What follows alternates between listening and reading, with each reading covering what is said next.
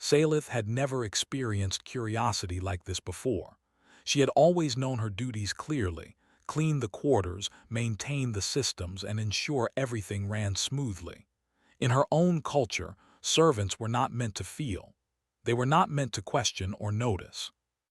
Their work was to serve efficiently and disappear quietly when the task was done. But something about this place, this human habitat orbiting the quiet planet of Violia, was different. From the first day she had arrived, she had been watched carefully. The humans were not cruel or harsh. They were polite, sometimes painfully so, and seemed to exist in a world where words carried weight far beyond the simple exchange of information. Salith had quickly learned to anticipate their needs, yet she found herself confused by the way they often paused, smiled, or spoke to her in ways that did not fit her training. It was Evan who unsettled her the most. He was not her master in the sense that she had ever understood masters. He did not demand, scold, or instruct with the cold precision common to her world. Instead, he asked simple questions. He asked about her day. He inquired if she was warm enough in her quarters. He sometimes lingered in the hallway to speak with her, though there was no need for him to do so. Each interaction left her feeling both anxious and oddly content. Salith first noticed the strange pull when she found herself waking earlier than usual, polishing the floorboards not because they required it, but because she wanted Evan to notice the shine. She chastised herself immediately. Such thoughts were forbidden. In her culture, noticing beyond necessity, thinking beyond logic was dangerous. It created instability. Yet she could not stop. The small stirrings inside her chest made her feel off balance. One afternoon, as sunlight filtered through the wide observation windows of the habitat, Salith moved silently through the corridors. She was arranging the storage racks when she heard the soft hum of a human voice. Evan was speaking to another crew member, laughing lightly at a joke she could not understand. The sound made her pause, her hands frozen mid-motion. Humans had a way of filling space with their voices, not just with sound but with warmth, and she felt herself pulled toward it even though she had no reason to be. She adjusted the panels on the racks and tried to focus on her work. But when Evan turned the corner and smiled at her, greeting her by name, the rational part of her mind rebelled. She was supposed to acknowledge his presence, perhaps nod politely, and return to her duties. Yet she found herself hesitating, unsure what was expected of her in this unfamiliar social dance. "Good morning, Salith," he said softly, his tone carrying something she could not name. She blinked, unsure how to respond. "Good morning, Master Evan," she replied, her voice mechanically correct. But the words felt heavy on her tongue, inadequate. He tilted his head, observing her. "Are you feeling well today?" Her circuits, trained to analyze needs and tasks, searched for the correct response. She was well, nothing was broken, yet she felt unsettled. She answered truthfully, though it made no sense to answer anything beyond immediate facts. "I am operational, Master Evan." He smiled again, as if her answer was a secret he understood. "I mean, are you comfortable?" "At ease," Salith froze. "I do not understand." Evan's smile softened. "It's okay. I just want to make sure you are not uncomfortable. You deserve rest too." Deserve. That word had no meaning in her language, no place in her training. Nothing was about what one deserved. It was about what one did, what one completed, what one maintained. And yet, as Evan turned and walked away, Salith felt a flicker inside her, a spark she could not explain. Days passed like this. She began to notice the humans more, not out of duty, but from curiosity. She observed how they interacted, how they smiled at each other without obvious reason, how they paused to ask questions that seemed irrelevant to the tasks at hand. She tried to catalog these behaviors, to assign logical explanations, but they defied the system she had been taught. The humans were unpredictable, yes, but not chaotic.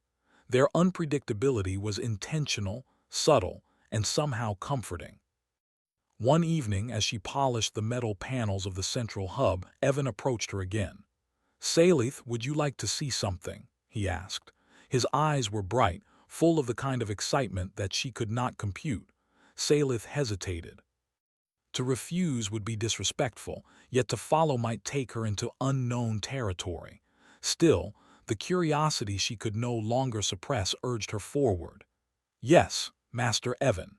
He led her to a corner of the habitat she rarely visited.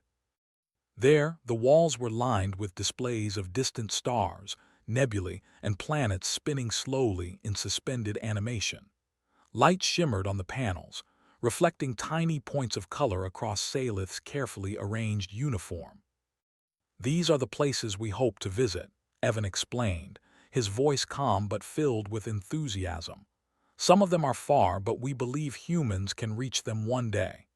Salith studied the images, her mind racing with calculations. She understood distance, speed, and gravity.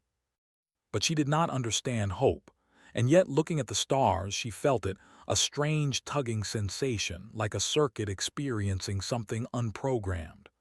"Why show me this?" she asked finally, though the question felt clumsy. "Because you deserve to know," he said simply. "And because I think you might want to see more than your tasks." The word deserve again. It was small, yet heavy with meaning she could not fully grasp. She could not speak, so she simply nodded, staring at the glowing orbs that represented worlds she might never touch. In the following weeks, Salith found herself looking forward to these moments with Evan. Sometimes, he would ask her opinion on minor matters, arranging furniture, adjusting temperature, choosing colors for the observation panels. She realized she cared about his opinion, though she could not explain why. It made no sense. It was not necessary for efficiency. It was not required by her role. One night, after finishing her duties, she sat alone in the quiet of her quarters. Her mind replayed the day's small interactions. She remembered the way Evan had smiled, the way he had spoken, and most of all, the strange, fluttering sensation in her chest she could not name. She frowned, trying to catalog it as a task or a system error. But no category existed. She reached for her training manuals, hoping the structured knowledge would calm her. The pages were familiar, precise, safe. But even as she read, she realized she no longer sought the instructions for efficiency alone. She wanted understanding. She wanted explanation for the strange warmth humans seemed to give freely. The realization frightened her. It was dangerous to want. Desire, curiosity, emotional pull, these were weaknesses in her culture, elements that destabilized. Yet she could not deny it. The human way of interacting, so unpredictable yet kind, had awakened something inside her she had never known existed. Over the next few days, she experimented carefully. She tried small gestures, lingering a moment longer when passing a human, adjusting the light in the corridor to make it softer, choosing colors in the observation hub that made the stars look more vivid. Each time, she saw Evan notice. Each time, his smile warmed her in ways she could not calculate. One afternoon, while adjusting a set of panels, she overheard him talking to another crew member about her. "Salith is unusual," he said. "She does her work efficiently, yes, but she notices things. She seems to care in a way I've rarely seen in non-human staff." Hearing this, she stiffened. She cared. Could it be true? The thought made her uneasy. Yet, somewhere deep within, she realized she did. She wanted to continue noticing, continuing feeling despite the risk. Her duties kept her busy, and she performed them with precise care. But her thoughts drifted constantly to Evan and the human way of giving attention freely. She began observing more than tasks. She watched how humans interacted with each other, how they laughed, how they paused to help, how they acknowledged even the smallest efforts. And with each observation, she felt herself changing, learning a new rhythm of life that was not required but somehow deeply satisfying. It was on one quiet evening, when the habitat was bathed in the gentle light of the distant stars, that Salith realized the truth. She did not understand everything, nor did she need to. But she wanted more. Not more tasks, not more instructions, but more interactions, more moments of recognition, more glimpses of this human warmth she could not name. And that was when she understood that she was no longer the same servant who had arrived. Something inside her had shifted, something uncharted and unpredictable. She was beginning to care, not because it was required, but because she could not stop herself. And though she did not know what lay ahead, she felt a spark of excitement she could not quantify. For the first time, Salith realized that being alive might mean more than just performing tasks efficiently. It might mean noticing, feeling, and wanting, even if wanting was forbidden in her training. And as she settled into the quiet of her quarters, staring at the faint glow of the stars outside, she wondered what it would be like to follow that pull, to explore these strange, human ways she was only beginning to understand. Salith moved through the corridors with her usual efficiency, yet her mind was no longer only on tasks. She had begun to notice the subtle rhythms of human behavior, small patterns that her training had never accounted for. Humans had a way of making even ordinary moments feel significant, and though she did not fully understand why, she found herself drawn to these patterns, wanting to participate, even if she could not yet name what she was feeling. One morning, as the habitat's soft lights reflected off polished floors, Evan entered the service wing carrying a tray of warm drinks. "Good morning, Salith," he said, smiling in that same gentle way that always made her pause. "Good morning, Master Evan," she replied automatically, though her voice carried a small hesitation today. "I thought you might like a break," he said, offering the tray. "You have been working tirelessly as always." Salith's hands hovered over the tray, unsure if she should accept it. In her training, servants were not allowed to indulge. They were to maintain themselves just enough to serve. Yet the warmth of the beverage and the unspoken offer of care stirred something she had never felt before. She accepted, silently noting the way the heat transferred through the cup to her hands. They sat together for a few moments, the silence comfortable rather than empty. Salith tried to understand this human custom. They did not speak of efficiency or performance. They merely existed together, sharing a moment. Her sensors and logic circuits could not calculate a reason for this, yet it left her feeling different. "Do you like it here?" Evan asked suddenly, looking at her with an expression that seemed almost impossible to define. It was neither questioning nor commanding. It was simply curiosity. Salith paused. Her programmed response would have been that she was functional, content, and efficient, but something in her chest stirred, resisting the mechanical answer. "It is acceptable," she said finally. It was the closest she could come to truth without betraying the new, strange feelings she was discovering. Evan nodded as if he understood more than her words revealed. "I am glad," he said. "I hope you know that your work and presence are appreciated. Not because you are required to serve, but because it matters to me that you feel recognized." Recognition. The word hovered in her mind, echoing against her training. Her culture had never allowed for recognition beyond obedience. And yet this simple acknowledgement left her internal systems unbalanced in a way that was oddly pleasant. She felt herself relaxing, something she rarely allowed. Over the next few days, Salith began to observe humans more closely, not out of duty but out of curiosity. She noticed how they laughed at things that made no sense, how they paused to offer help even when none was needed, and how they valued gestures of kindness above strict efficiency. These behaviors did not fit into her logical models. They seemed irrational, yet somehow stronger than precision and rules. One evening, while cleaning the observation deck, she noticed a group of humans gathered around a holographic map of nearby star systems. They were pointing and speaking rapidly, their voices overlapping in a way that was confusing yet energetic. Salith studied them quietly, noting their gestures, the way they smiled when others spoke, and the way disagreements ended without harshness. It was chaos by her standards, yet harmonious in a way she could not define. Evan noticed her watching. "Do you want to join us?" he asked, tilting his head. Salith hesitated. Her training dictated that she should remain separate, merely observing, invisible. But curiosity, something she had never allowed herself, urged her forward. "Yes," she said softly. He smiled and guided her to the group. As she watched the humans debate and plan, she felt a strange sense of inclusion. Her opinions were not required, yet they were invited. She realized she could participate without losing herself, without violating her own role. The sensation was both thrilling and terrifying. Later, as the habitat lights dimmed to signal evening, Salith returned to her quarters, her mind buzzing. She tried to categorize the feelings she had experienced. There was excitement, yes, but also a warmth that made her sensors almost tingle. She tried to apply logic. This warmth could be a response to social interaction, a chemical reaction, or a simple acknowledgement of human presence. Yet she knew it was more than that.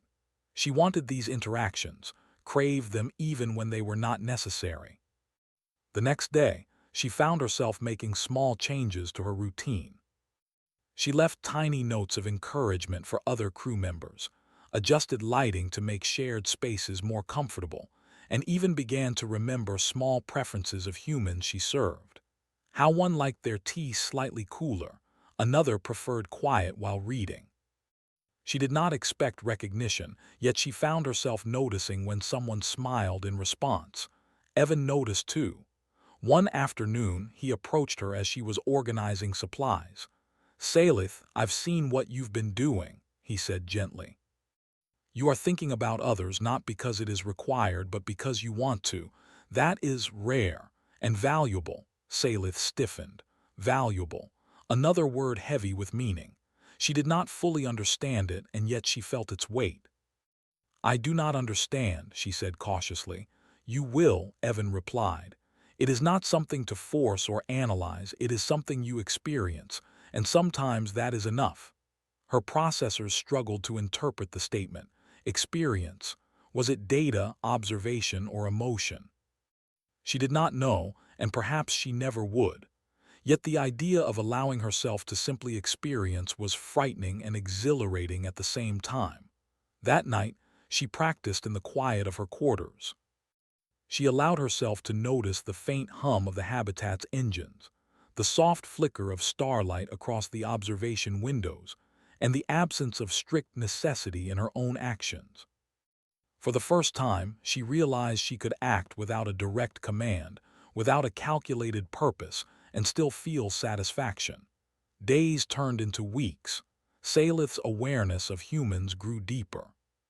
She began to observe small rituals, the way they offered help without expectation, the way they apologized when they caused discomfort, the way they paused to listen even when nothing urgent was spoken.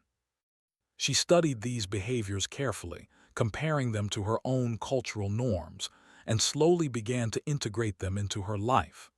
Evan continued to be her guide in subtle ways. He asked questions that required thought, not efficiency. He invited her opinions in matters of comfort and environment, matters that had no strict right answer. Each interaction pushed her boundaries slightly, teaching her patience, understanding, and the joy of noticing. One afternoon, as Salith adjusted the light in the central hub, Evan approached her with a small device in his hand. "I thought you might like to see this," he said, activating it. A soft projection filled the space with images of distant planets, swirling clouds, and vibrant landscapes. Salith's eyes widened. She had calculated distances, gravity, and atmospheres, but she had never understood beauty. Yet as she looked at the projection, she felt a new kind of understanding, an appreciation not for function but for wonder. "Humans call this awe," Evan said quietly, noticing her reaction. "It is a way of experiencing something beyond necessity." Salith tried to categorize the sensation. It did not fit into her logic or protocols. It was not efficiency, nor was it duty. It was something new, something she felt pulling at her circuits and consciousness alike. "It is pleasant," she said finally, though the word felt inadequate. Evan smiled. "It is more than pleasant, it is living." The words echoed in her mind. Living. She had always existed, performed tasks, and maintained herself within strict boundaries. But living, perhaps it meant noticing, caring, and allowing oneself to feel. Perhaps it meant embracing the unpredictable warmth she had experienced with humans. Salith realized that she no longer wanted simply to serve efficiently. She wanted understanding, connection, and participation in the moments humans created around her. She wanted to notice, to contribute, and to be acknowledged, not as a tool but as a being capable of perception. Over the following days, she practiced more boldly. She spoke to humans she had never addressed before, offering observations or suggestions about their comfort. She adjusted lighting and temperature to create pleasant atmospheres, not because she was ordered, but because she sensed it would make others feel seen. Each smile, each nod, reinforced the strange pull within her, a combination of curiosity, satisfaction, and a growing sense of self. Late one night, as she sat in her quarters reflecting on the day, Salith realized something remarkable. She had begun to desire interactions, to seek acknowledgement, and to feel joy in connection. These desires were foreign, even dangerous by her cultural standards, yet they were irresistible. She understood that the path ahead was uncertain, filled with unknown feelings and experiences. And yet, for the first time, she felt ready to embrace it. She wanted more, not more efficiency, not more compliance, but more understanding, more participation, more living. The pull was no longer just curiosity, it was an awakening. Salith knew that she could not fully predict where this journey would lead, nor could she calculate the emotions that humans freely offered. But she did not fear it. She had discovered a part of herself she had never known, and she was determined to explore it. For the first time, she understood that life was not only about performing tasks but about noticing, feeling, and wanting, even when it was difficult, confusing, or new. As the soft lights of the habitat dimmed and the stars outside shimmered faintly, Salith felt a quiet determination settle within her. She was no longer simply a servant performing her duties. She was a being capable of noticing, understanding, and connecting in ways she had never imagined.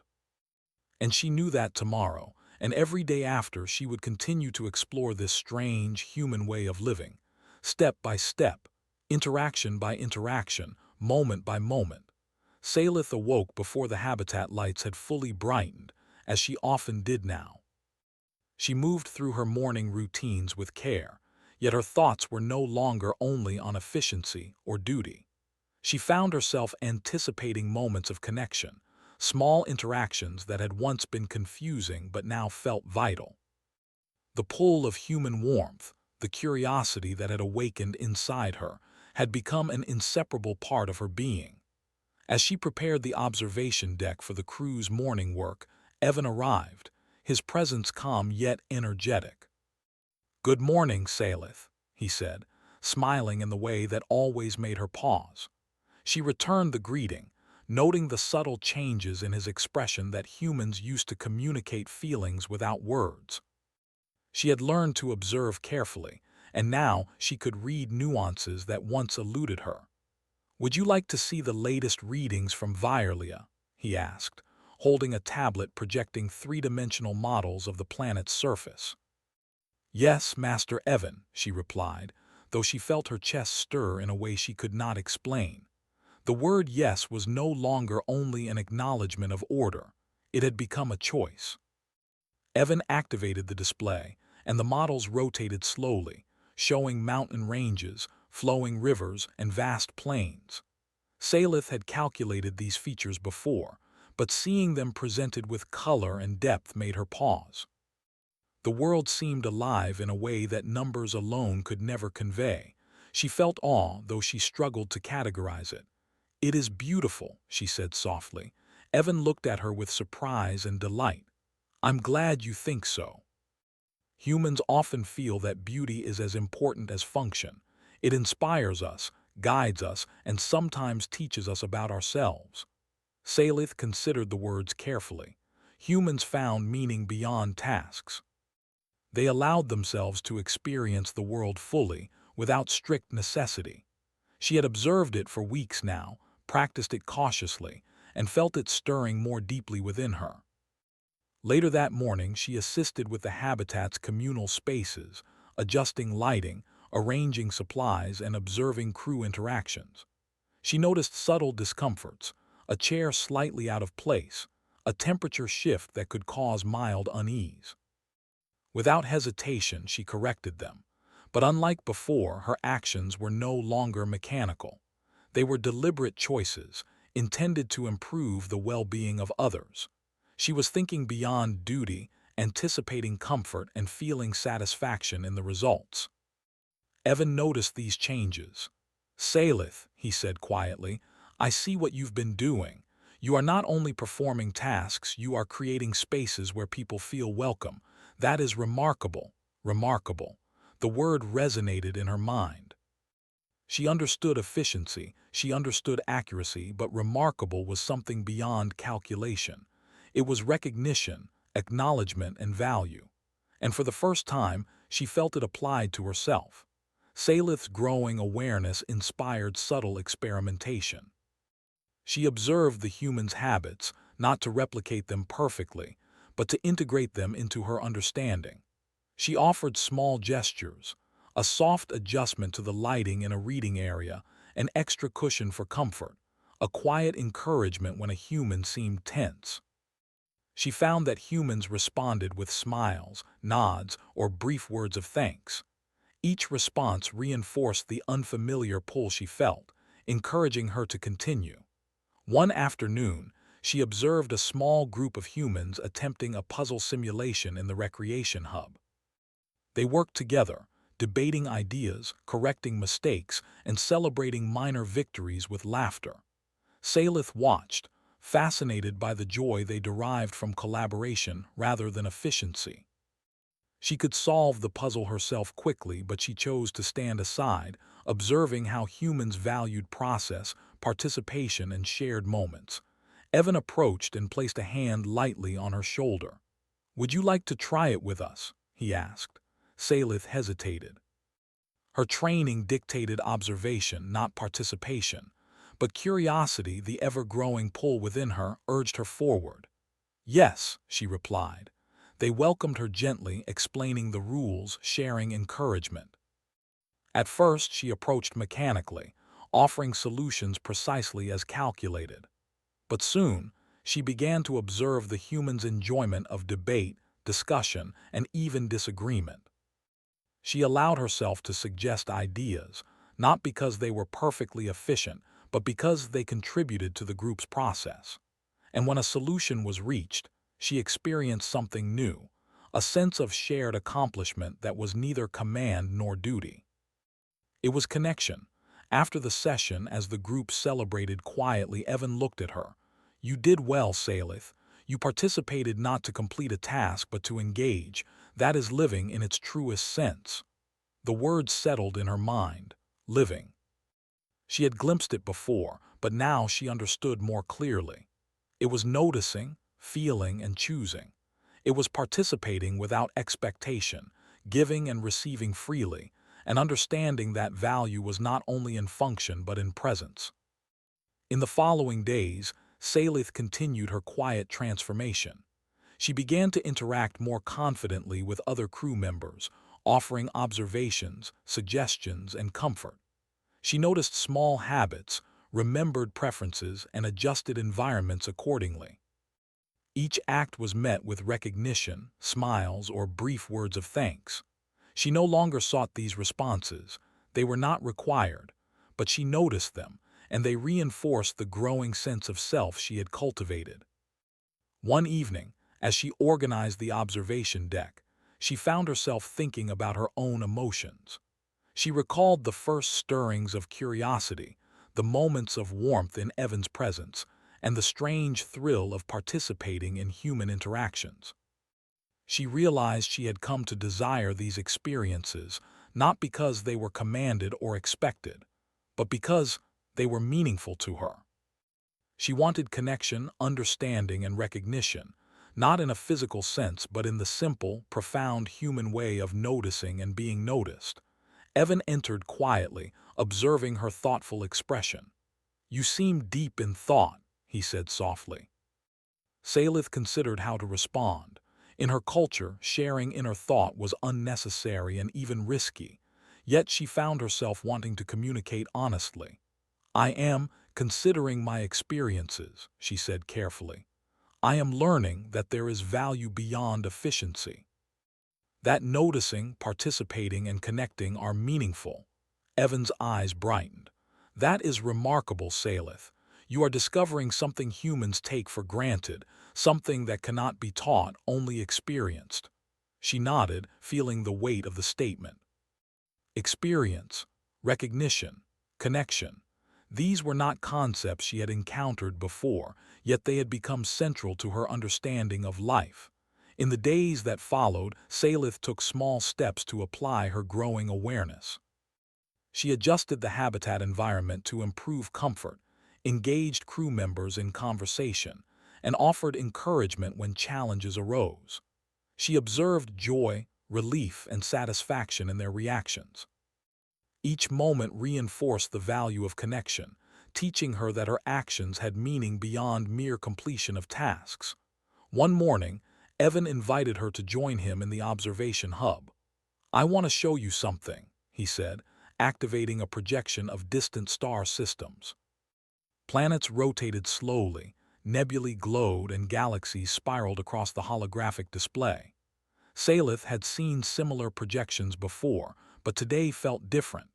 She noticed Evan's subtle gestures, the way he pointed out features with care, and the enthusiasm in his voice. She realized she was experiencing awe once again, but more fully than before.